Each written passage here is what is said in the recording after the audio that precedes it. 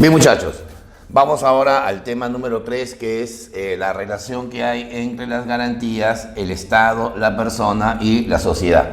O sea, vamos a hablar sobre los procesos constitucionales, ¿ya?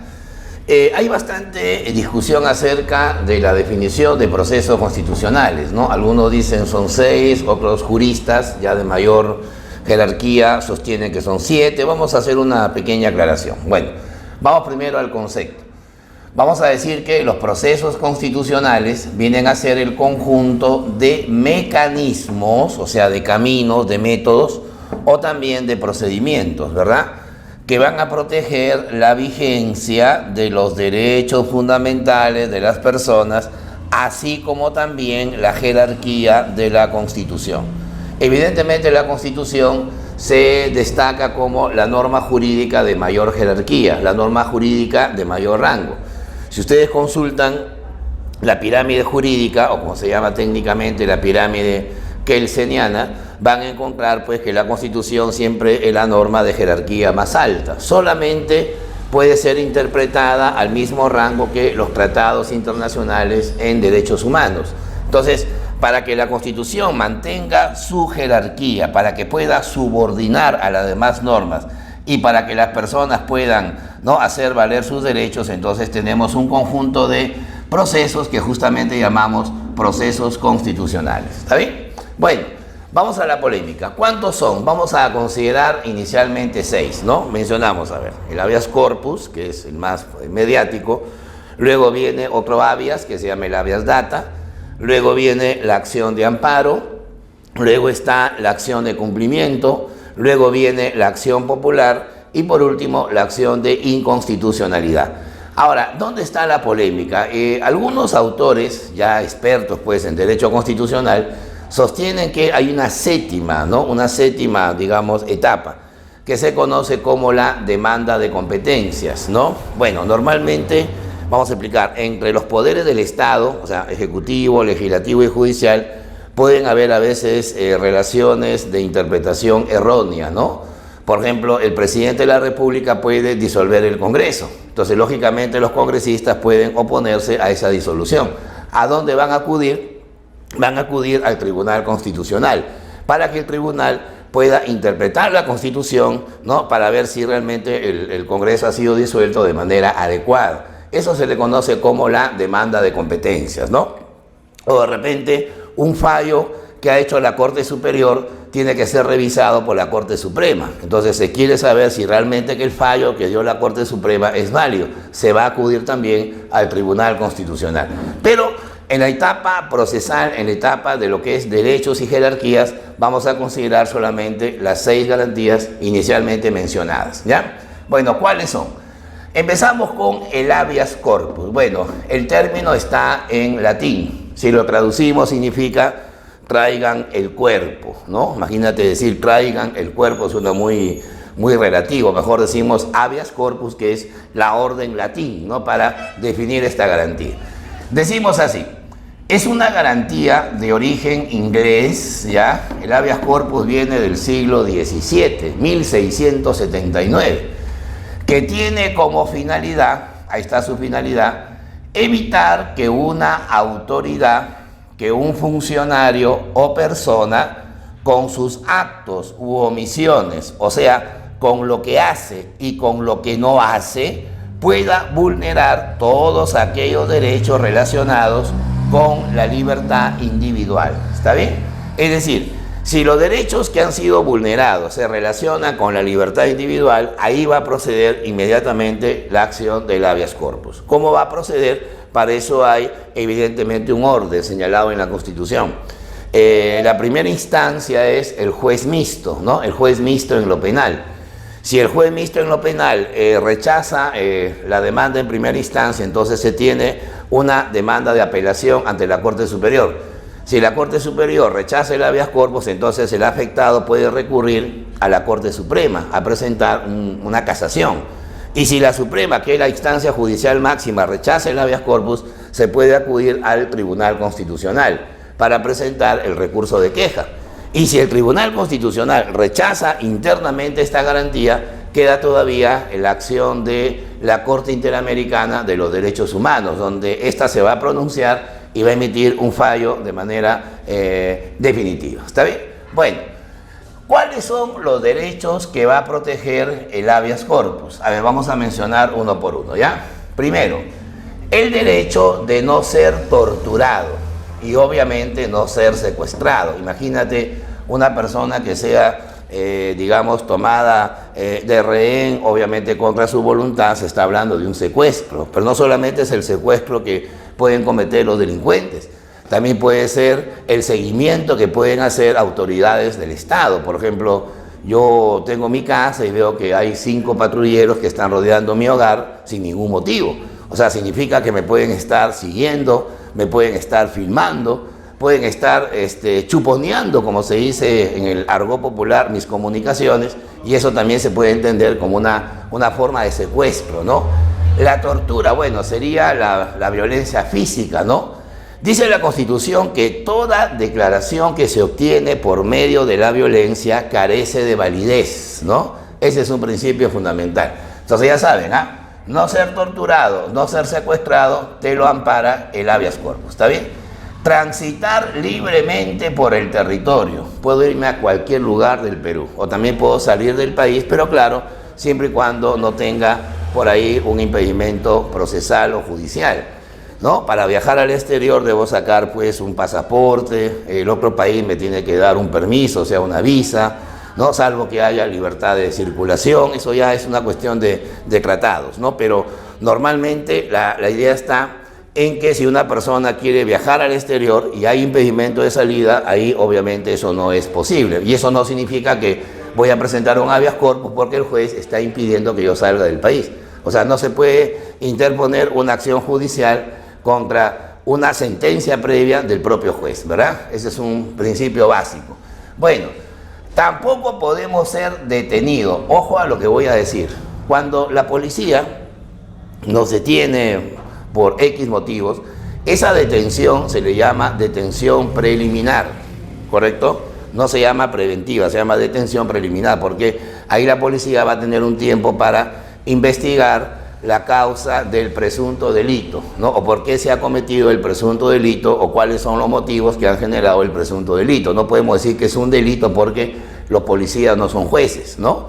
Los policías establecen una investigación preliminar, obviamente, de ahí pasa al Ministerio Público, o sea, a la Fiscalía, y luego la Fiscalía ya hace un informe para que los jueces inicien el proceso ya, digamos, oral, ¿no? El proceso, evidentemente, de juzgamiento, ¿no? Bueno, para que esté detenido se necesitan 2 cosas. Primero, que haya flagrancia, o sea, con las manos en la masa.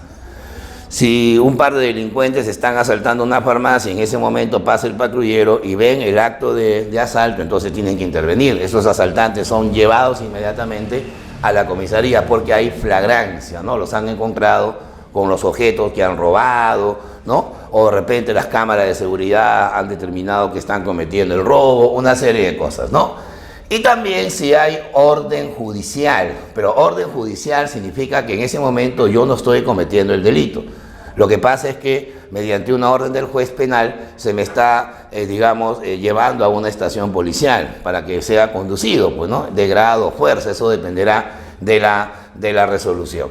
Ahora, otro principio dice, las detenciones preventivas, ¿no? Mal llamadas a veces preliminares, son por un máximo de 48 horas, o también puede ser de 15 días. Eso es según el presunto delito, ¿no? El presunto delito, por si acaso. ¿Por qué digo 48 horas? Porque, ¿qué pasa, por ejemplo, si es una banda de 6 posibles delincuentes? Entonces, investigarlos en 24 horas va a ser un poco complicado, por eso que se determina 48 horas, ¿no?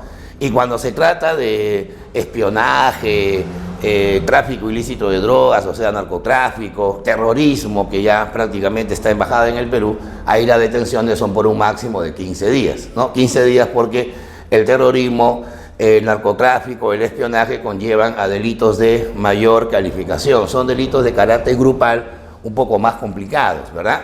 Bueno, Ahora, ya hemos dicho que el habeas corpus es procesal y por lo tanto es sumario. Sumario significa que se resuelve en el menor tiempo posible. ¿Está bien? Esa es la idea. A ver, vamos ahora al habeas data.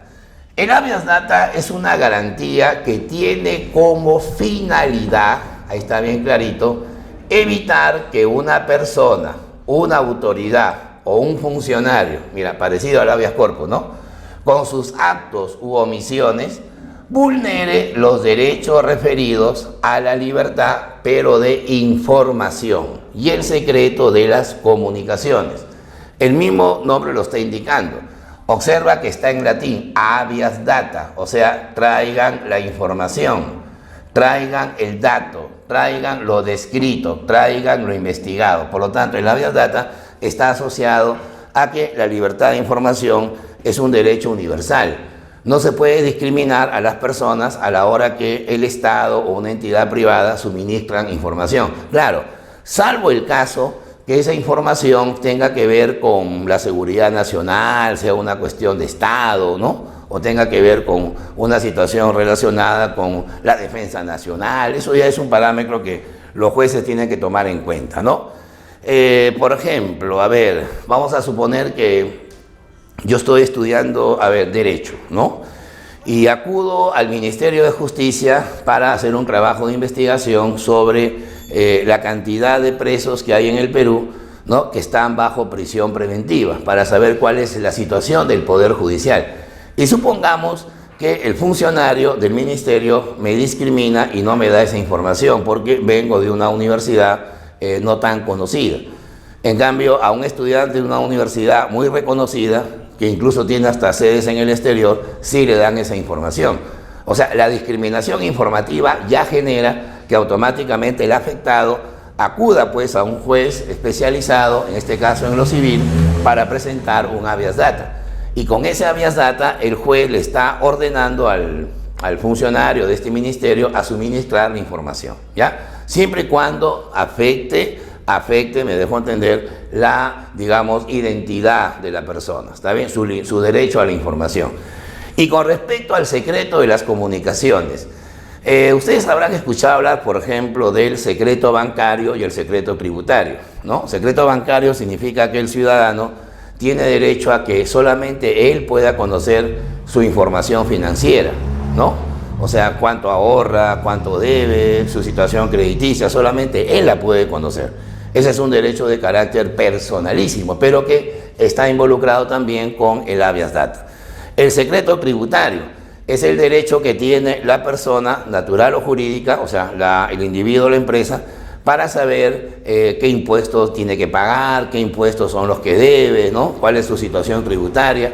Si esos derechos son vulnerados por otros funcionarios, otras autoridades, ahí también se puede aplicar el famoso habeas data. Es una garantía que no tiene mucha aplicación en el Perú. Digamos que su primo, que es el habeas corpus, tiene aplicación mucho más rápida porque tiene que ver pues con integridad física, ¿no es cierto? Bien, el tercer proceso constitucional se llama la acción de amparo, ¿ya?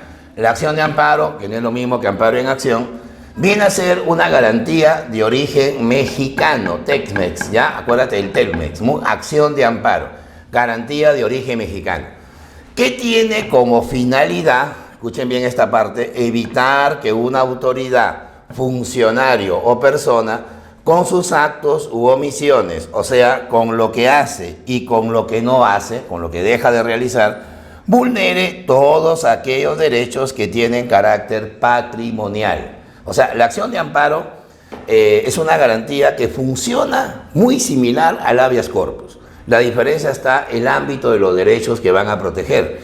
Por ejemplo, el habeas corpus protegía la libertad de tránsito, la libertad de no ser secuestrado, no ser detenido injustificadamente, ¿no?, etcétera, etcétera. El amparo no. El amparo lo que busca es proteger los derechos patrimoniales. Ahora, muchos se preguntarán, ¿qué son derechos patrimoniales? Acá lo vamos a mencionar, ¿ya? A ver, por ejemplo, el derecho a la propiedad. Eso es determinante, ¿no? Imagínate que yo tenga un terreno, ¿no?, baldío, abandonado, y el Estado va y construye ahí, no sé, viviendas para la gente de menos ingresos. ¿Cómo haría yo para evitar que el Estado pueda usufructuar mi propiedad? voy a recurrir pues a la acción de amparo. ¿Está bien?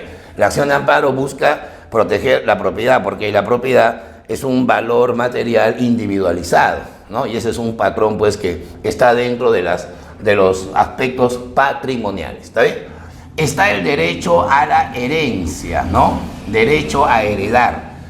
Normalmente cuando uno habla de la sucesión de bienes, o sea, las partes hereditarias, debe establecer cuáles son las categorías en que la herencia se va a desarrollar.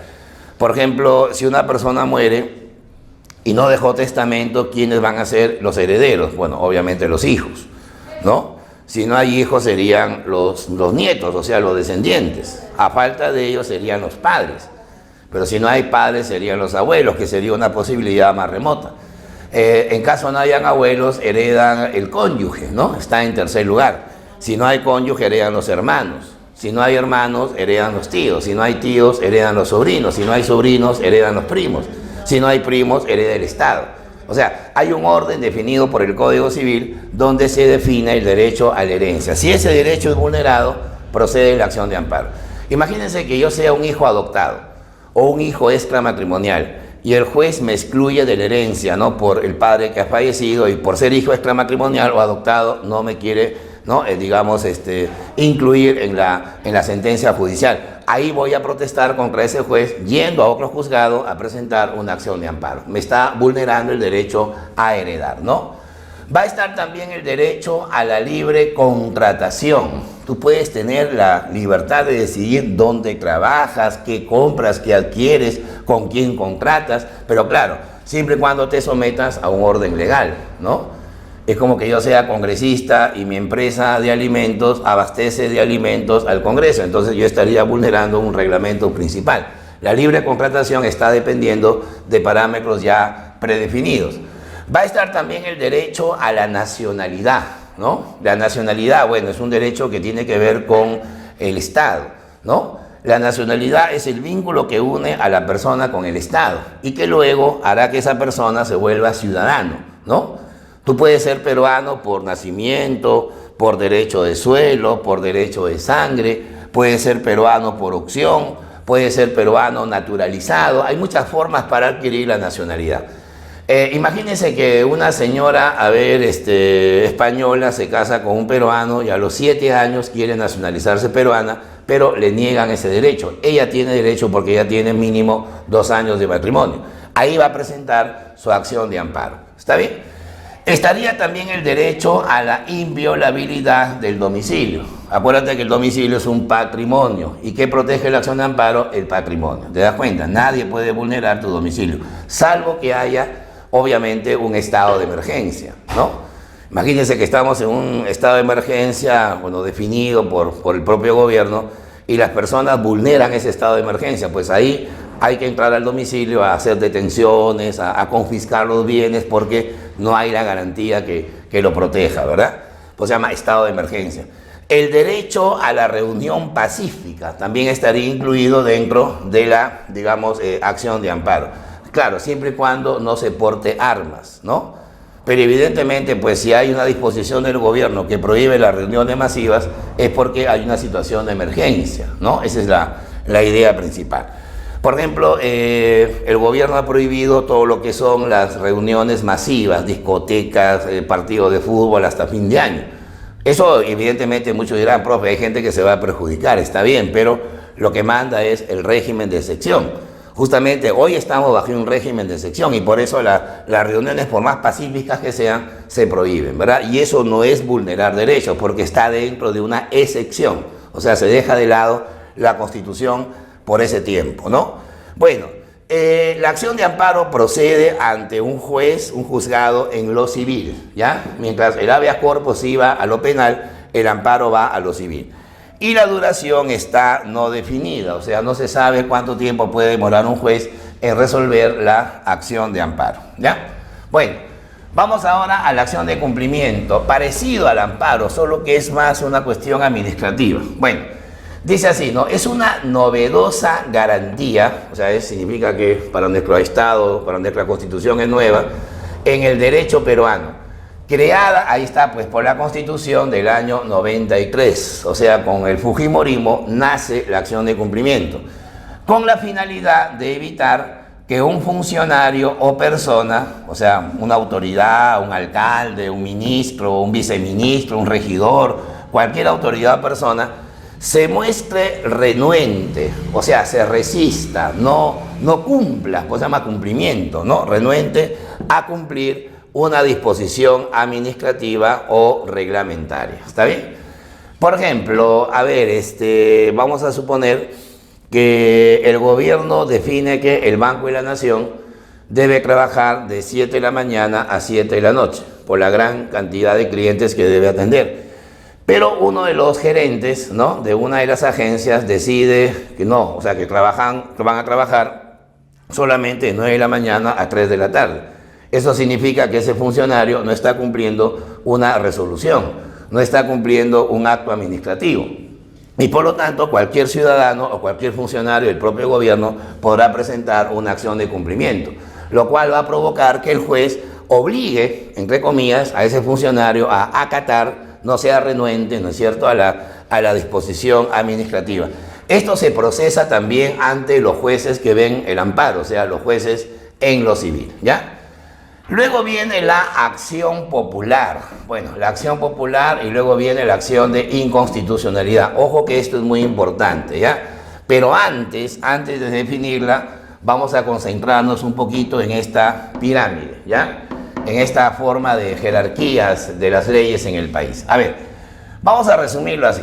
Hay 3 niveles de jerárquicos del Estado. Hay 3 niveles para la aplicación de las normas jurídicas. El primero es la Constitución, ¿ya? El segundo nivel van a ser las que tienen origen legal, ¿no? Y en tercer nivel, aquellos que se llaman normas reglamentarias, ¿no? Los reglamentos, los decretos, las resoluciones. Entonces, entre la Constitución y la ley, obviamente, ¿quién prevalece? La Constitución. Entre la ley y los reglamentos, prevalece la ley. Entonces, la pregunta cantada sería, ¿y entre la Constitución y los reglamentos, prevalece la Constitución? Entonces, eso hay que tomar en cuenta para definir estas 2 garantías, ¿ya? A ver, acción popular, dice, es una garantía que se interpone ante el Poder Judicial, ¿correcto? Ante el Poder Judicial. Puede ser la Corte Superior y luego se va a ser ratificada o rechazada por el más alto rango, que es la Corte Suprema, ¿ya? La puede presentar cualquier ciudadano o grupo de personas, por eso se llama acción popular, ¿ya? Garantía que se interpone ante el Poder Judicial para evitar que una norma reglamentaria, o sea, las que están en el tercer nivel, las de menor rango, o sea, puede ser un decreto supremo que da el presidente, una resolución suprema, una resolución ministerial, ¿no?, una resolución directoral, todas las normas que son netamente reglamentarias, vulneren, o sea, en este caso vayan contra el contenido, vayan en contra del espíritu o la letra de la ley o la propia Constitución. Es decir, mirando el grafiquito, si un reglamento de este tercer nivel vulnera el contenido del segundo nivel, que son las leyes, o el primer nivel, que es la Constitución, inmediatamente habrá que derogarla. ¿Y cómo la vamos a derogar? Mediante una sentencia que va a dar la Corte Suprema. Si la Corte Suprema acepta la acción popular, ese reglamento se deroga y por lo tanto prevalece la ley y la propia Constitución. Eso es para evitar que un subordinado, me dejo entender, tome decisiones por encima de aquellos que tienen una jerarquía muy superior. ¿Estamos? Y finalmente viene la acción de inconstitucionalidad. Bueno, vamos a definirla, ¿ya? Dice, procede cuando una norma, ojo a esto, una norma de jerarquía legal, o sea, del segundo nivel, olvídate del tercero, vulnera en su forma o en el fondo el contenido de la Constitución. Bueno, cuando se dice el contenido, puede ser el contenido escrito o el contenido del mensaje, ¿no? O sea, la letra o el espíritu, ¿no? Y se interpone en única y definitiva instancia ante el Tribunal Constitucional. Señores, todas las garantías que hemos mencionado hasta ahora, las 5 primeras, iban al Poder Judicial. Esta no. La única instancia y también definitiva es el Tribunal Constitucional. Vamos a hacer un ejemplo bien simple, a ver. A ver, artículo 140 de la Constitución, artículo 140 de la Carta Magna, dice que la pena de muerte solo se puede aplicar por traición a la patria en caso de guerra o por terrorismo. Eso tiene que ser respetado. Imagínate que mañana el Congreso aprueba un código penal, cambia el código penal, que es una norma inferior que la Constitución, y el código penal define pena de muerte para los sicarios o para los violadores. Eso significa que la ley estaría contraviniendo lo que dice la Constitución. La Constitución no dice que hay pena de muerte para sicarios y violadores, pero la ley dice que sí. Entonces, ¿a quién le hacemos caso? Obviamente a la Constitución. Por eso la Constitución tiene que prevalecer. Y para evitar que la ley la vulnere, entonces tenemos la acción de inconstitucionalidad. Si el tribunal declara que la ley es inconstitucional, pues inmediatamente publica su sentencia en el peruano y la ley queda derogada absolutamente, ¿ya? Ese es el principio determinante. Ahora, profe, ¿qué pasa si el tribunal declara que la ley es constitucional? Entonces, obvio, la ley sigue vigente. Eso ya dependerá de lo que decide el tribunal. El tribunal está integrado por 7 representantes, ¿no? Elegidos por el Congreso. Son 7 tribunos, ¿no? Para que una norma sea rechazada, la sentencia debe ser siempre como mínimo 5-2, ¿ya? Si es 5-2, 6-1, 7-0, parece goleada, entonces la norma se deroga automáticamente, ¿ya? Tiene sedes tanto en Lima, donde se reúnen los tribunos, pero también lo pueden hacer en la ciudad de Arequipa, ¿ya? Ahora, ¿quiénes pueden presentar esta acción? Porque muchos dirán, profe, ¿se parece a la acción popular? Sí, pues, pero la acción popular solamente la puede presentar cualquier persona.